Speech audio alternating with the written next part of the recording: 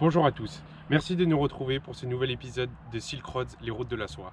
Aujourd'hui, on vous part faire découvrir la Grèce continentale, de Kavala à Athènes en passant par la mythique cité antique de Delphes. Nous rejoindrons ensuite le Péloponnèse via le canal de Corinthe et nous découvrirons ensuite d'autres cités antiques, Épidore, Sparte, mais encore bien d'autres. Ernesto est là, nous y allons, c'est parti.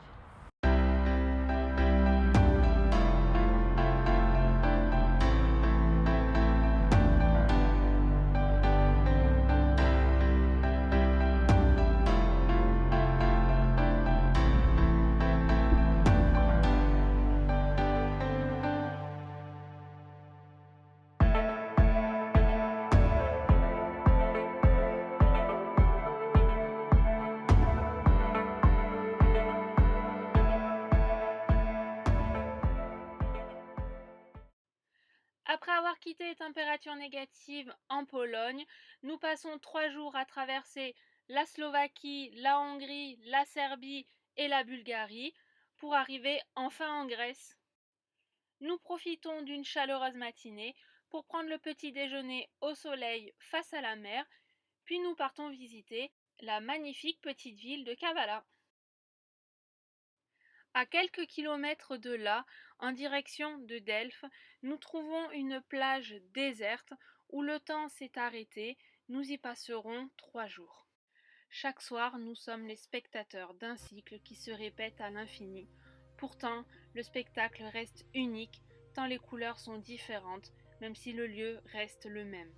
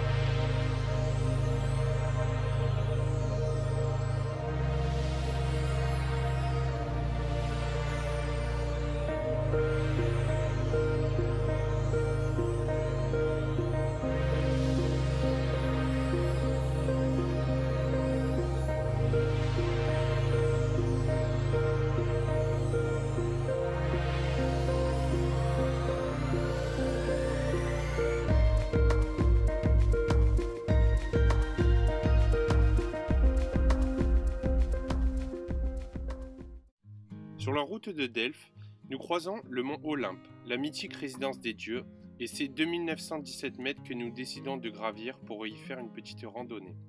Mais c'était sans compter la neige et surtout le verglas. Nous restons bloqués au milieu de la route en pleine nuit, à 200 mètres du sommet et sans réseau. Le van s'est mis en portefeuille en travers de la route et nous voilà bloqués par une nuit glaciale au bord d'un énorme précipice. Après 2 heures et de nombreuses manœuvres, nous réussissons miraculeusement à sortir le van de ce bourbier et nous le mettons à plat pour y passer la nuit. Le lendemain, nous prenons immédiatement la direction de la plage au pied du mont Olympe pour y passer la journée et nous remettre de toutes ces émotions. Au milieu des pins, des oliviers et des cyprès se dresse Delphes, mythique cité antique. Nous profitons un instant de cette magnifique vue avant de partir visiter le site archéologique. Situé entre deux imposantes roches du mont Parnasse, se trouve le sanctuaire d'Apollon, dieu olympien de la lumière, du savoir et de l'harmonie. Connu pour ses pèlerins venus du monde entier recevoir un oracle de la Pythie, prêtresse d'Apollon. L'oracle ne s'est pas fait entendre, contrairement à nos estomacs.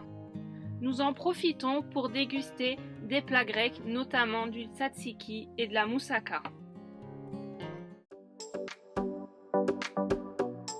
Avec ses 4 millions d'habitants, une visite d'Athènes passe forcément par le quartier du Pirée, mais également par le quartier touristique de Plaka, qui est réputé pour son marché. Nous découvrons la ville et ses spécialités, notamment le ouzo et la pita grecque. Passage également obligé par l'Acropole, où nous découvrons avec émerveillement le monument d'Agrippa, le temple d'Athéna Niké, le théâtre de Dionysos et bien évidemment le Parthénon.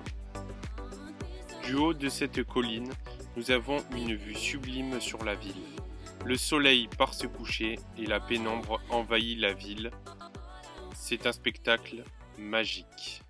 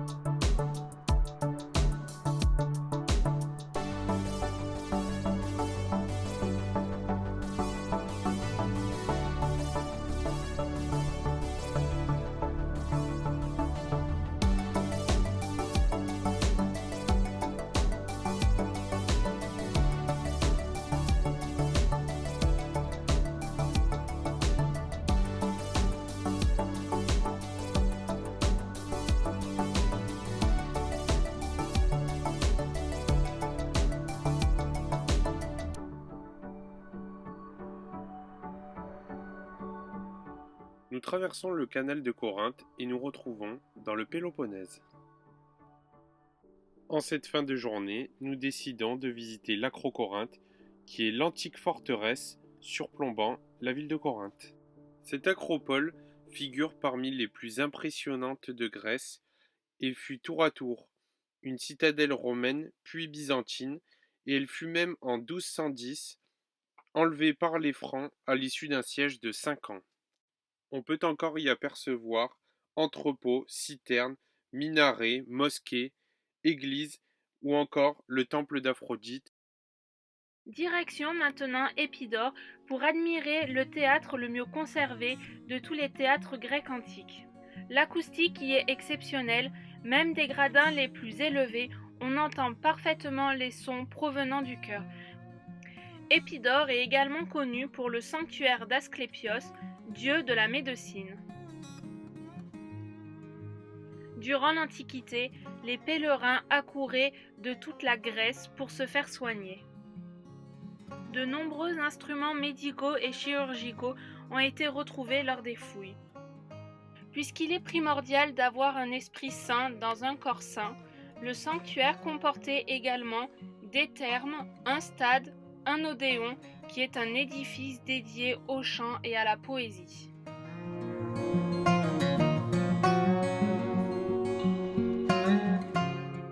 C'est à Nauplie que nous rencontrons de nombreuses familles françaises, dont le Gaulois et sa famille nomade, qui nous ont gentiment ouvert leurs portes et avec qui nous avons passé de bons moments dans leur bus aménagé. Cela fait 3 ans qu'ils sont sur les routes d'Europe et ils espèrent prochainement pouvoir passer en Afrique. Une fois nos chaussures de randonnée aux pieds, nous gravissons les 870 marches nous séparant du fort de la ville. Une fois le sommet atteint, nous avons une vue splendide et nous serons enfin récompensés par un goûter chocolaté. nous retrouvons par un heureux hasard la famille des petits Dufs en roue libre que nous avions rencontrés précédemment à Nopli. Nous passons avec eux un séjour agréable mais bref, et nous séparons chacun de notre côté pour de nouvelles aventures, les petits Dufs en direction de l'Asie et nous en direction du Sud.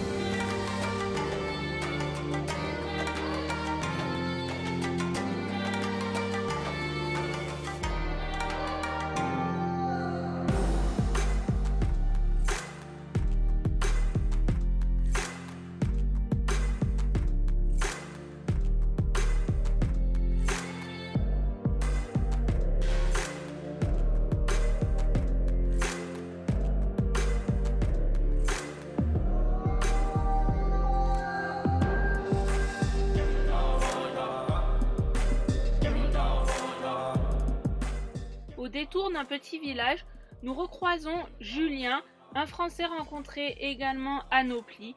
Nous passons ainsi la soirée avec lui autour d'un bon feu et de la bonne musique. Nous partons dans un parc national où se trouve une forêt fossilisée.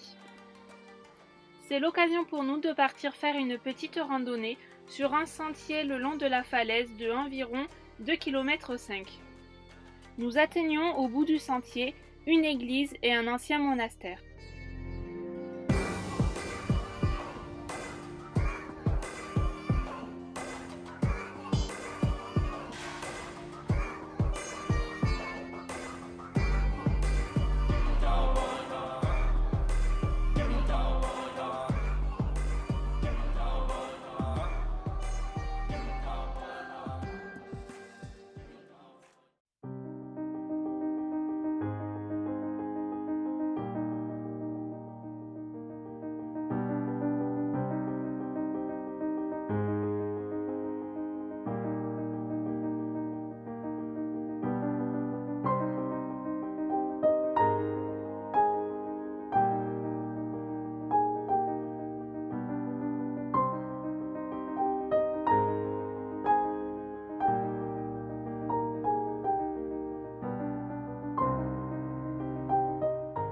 Depuis la côte, nous pouvons observer une épave d'un navire de contrebande de tabac échoué en 1981, accessible à pied.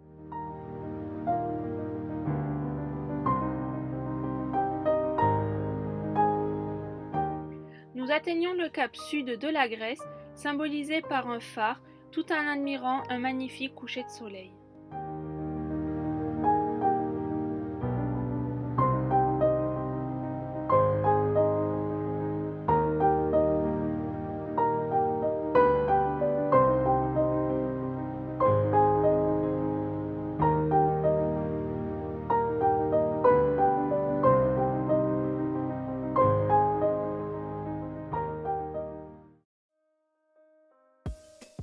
Lors de notre étape à Sparte, nous faisons la rencontre de Anastasio, passionné d'histoire, qui nous fait visiter sa ville.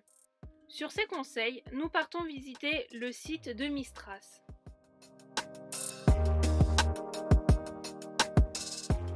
Le site abrite un ensemble d'églises et de monastères byzantins.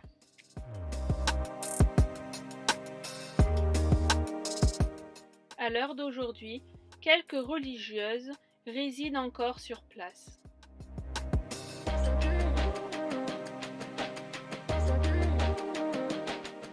Sur les conseils de Grec, nous nous rendons à Messénie, l'un des sites les plus vastes et les mieux restaurés de toute la Grèce antique. Nous sommes impressionnés de voir la taille du site. Il est gigantesque, mais également superbe. On se projette facilement dans ces époques révolues, mais grandioses.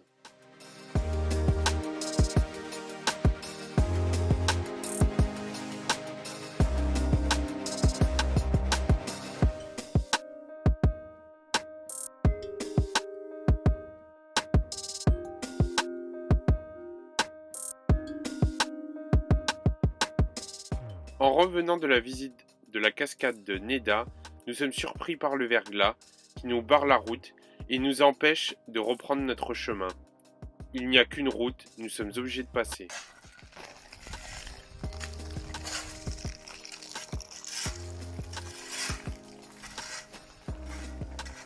Nous sommes coincés. Le tout déverglacé à la pelle.